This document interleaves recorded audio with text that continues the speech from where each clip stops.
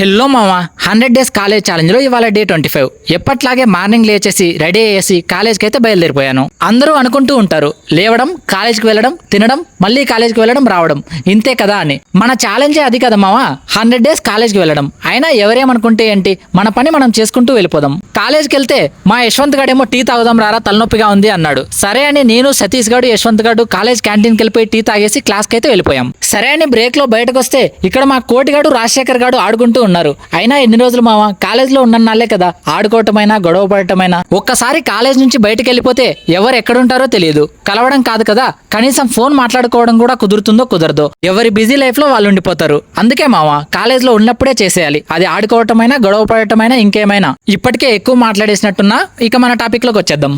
ఆ తర్వాత మధ్యాహ్నం రూమ్ కి వెళ్ళిపోయి ఫుడ్ తినేసి కుప్పంకి అయితే వెళ్ళిపోయా. కుప్పంలో వెళ్ళిన పని కంప్లీట్ చేసుకుని ఇంకా కాలేజ్కి అయితే వెళ్ళిపోయాను. ఆ తర్వాత ఈవినింగ్ రూమ్ కి వెళ్దామని బయటకు వస్తే వర్షం పడుతుంది మావా.